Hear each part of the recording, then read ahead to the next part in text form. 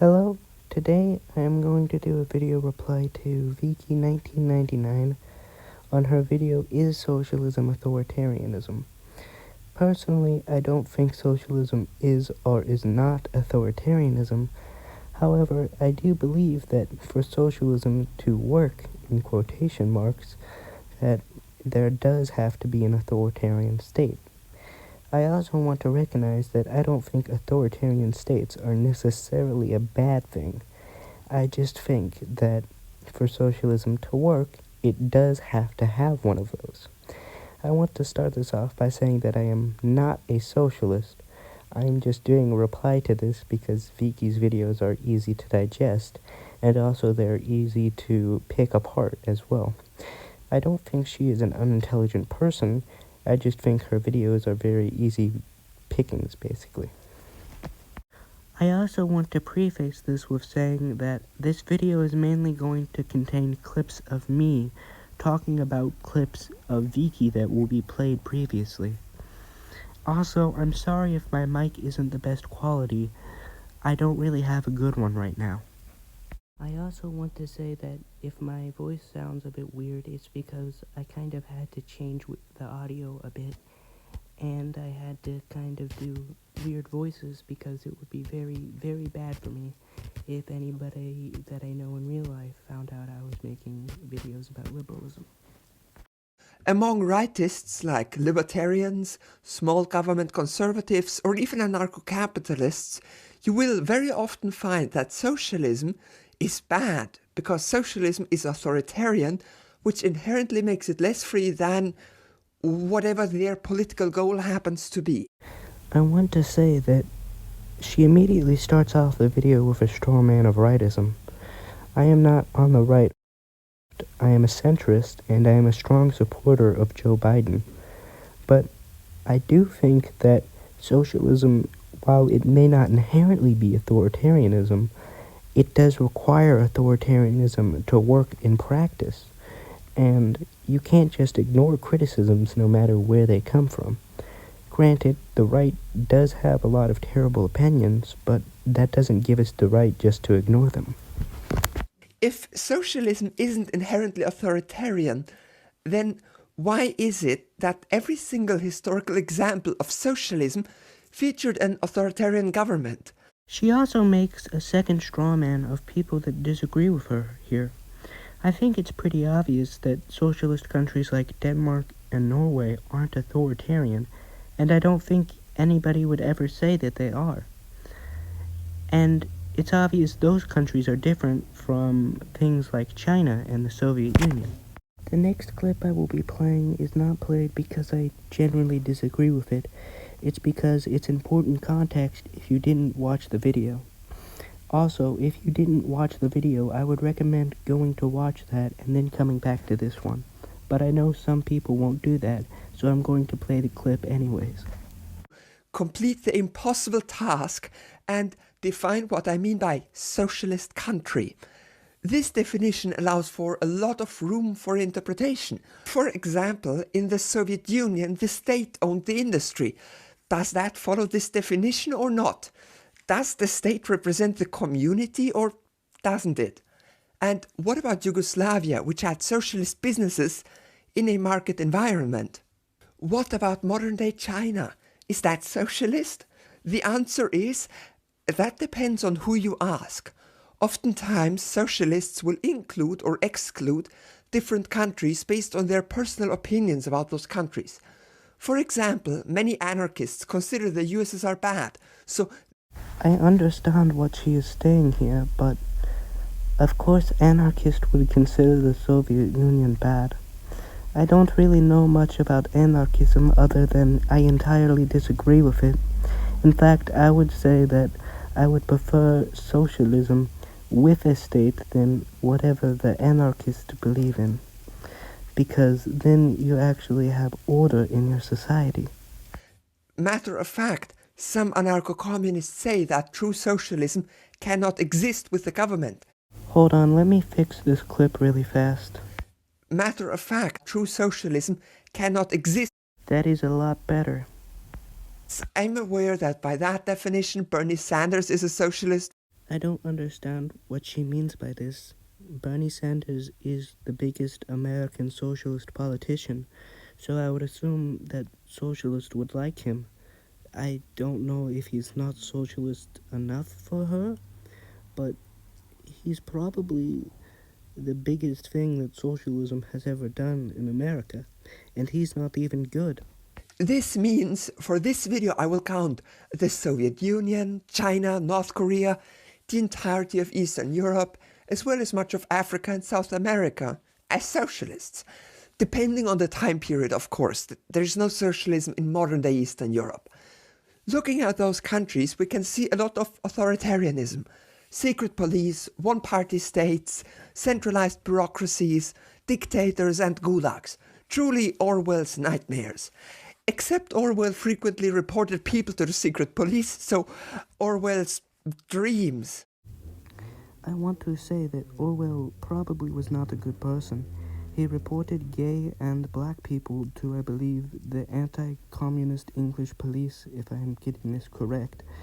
And while obviously this is a bad thing, keep in mind that the same thing was going on probably with your parents or grandparents. They were probably extremely racist, or even more racist than Orwell. I do not believe this excuses Orwell at all, and I don't want to be mischaracterized, but I do want to say that he was a product of his time. For now, I will only explain these arguments and ideas. The counter-arguments will come later. There is the idea, especially online, that socialism is inherently authoritarian because socialism uses a centrally planned economy which inherently promotes a rule of the few over the many. First of all, I do want to say that I do not agree with centrally planned economies because they are authoritarian. However, sometimes it is needed.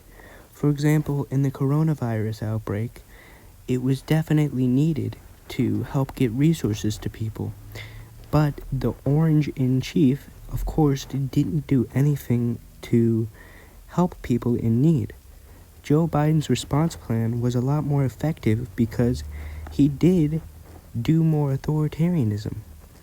At least what this straw man Viki has created would probably consider authoritarianism. And that was necessary to help people in need and to stop more people dying. So when Lenin and his party got in charge, they somehow had to create these products and then distribute them. Of course, they didn't open 10,000 tailor shops. They just created one big efficient factory that mass-produced coats. To me, that sounds a lot like capitalism. It sounds a lot like the workers had to work in a big, large industrial factory and had to spend their lives wasting away in basically this industrial hellscape.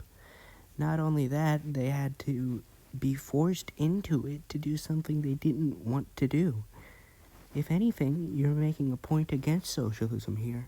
Would develop a central bureaucracy when trying to reach socialism. That's the Eagleton take. There is another explanation for why those countries turned out so authoritarian. It could be because none of them had democracy before they reached socialism. China was a feudalist empire or a fascist dictatorship, depending on the region. Russia was a czarist autocracy. Maybe they developed in authoritarian ways because that's what they knew worked. I want to say that I have never heard this argument before, but if it is a real argument, then it is extremely racist and inexcusable. Reason 3 why these countries were authoritarian? Because they had no culture of democracy, and rather one of authoritarianism. There is something else these countries have in common. I will say that I've never heard this argument either, but it does sound like something somebody like Steven Crowder might say. They prefer to go after things like culture, and what they really mean when they say culture is that they hate black people. So, I'll give her a pass on these last two. So it makes sense that the leaders would grasp onto power tightly and make sure they can't be overthrown by a second civil war or by the millions of angry and potentially armed citizens which were on the other side of that civil war. What I see here is that she's making excuses for authoritarianism. That she is basically saying that it's okay to have a dictatorship as long as it's after a civil war. My country was in a civil war and we never had a dictatorship. Granted, we were very close to one just last year. And this is of course another reason to turn away from liberal democracy. I want to stop this video right here, and I assume this girl is not in the LGBT community, because if she was, she would love liberal democracy. What gave LGBT people rights was liberal democracy. I am personally in the LGBT community, but I bet she isn't because she's a communist, and communists like to virtue signal about everything. If she was in power, she would strip the rights from every gay person in America. I don't understand why you are pretending to support the LGBT community if you don't support liberal democracy. I'm going to skip this next part because it's about different leftist ideas and stuff, mainly things about leftist infighting. And I want to say it right now, I don't get why leftists infight so much. I mean, I can sleep safe knowing that leftists will never accomplish anything because they're too busy fighting each other to do anything effective. Even in things like getting rid of Donald Trump, they're so caught up with fighting amongst themselves that they don't care. Because it is inherently centralized. Nothing about the definition of socialism says there needs to be a central control, at all. Matter of fact, there can be market socialism. I can see that she's gotten her ideas from another guy called Vosh. I'm not sure if she knew about this, but here, I could do an entire video about him because he is just the worst. Granted, I'm not surprised that somebody like this came up with an idea as ludicrous as market socialism. Plant socialism or AI plant socialism. I have videos on all of those. This means I don't think people are going to be convinced about your ideas if they have to sit down and watch long videos about your ideology. I don't understand half of socialism's ideas because all socialists do is they just tell me, go read theory, and I don't want to waste half of my life reading Marx. I would like to ask the question, what even is authoritarianism? Before I just accepted that the socialist nations were authoritarian. Some features I named were secret police, one-party states, centralized bureaucracies, dictators and gulags. But the closer you look at the USSR and China and the other ones, the fewer reasons you have to call them authoritarian. This is the same thing that the Nazis say about the Holocaust. You know, it's just not true. The Holocaust obviously happened, and the millions of deaths under socialism obviously happened. It's really not that hard to say that, genocide is bad. Granted, I will say that I do think, at least in the modern era, that socialism is better than fascism. But obviously people like Stalin were bad. It's not hard to say.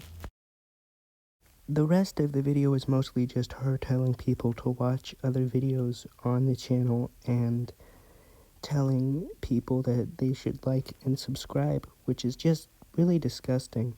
Anyway, this is the first video that I've ever made on this channel because I wanted to start off simple.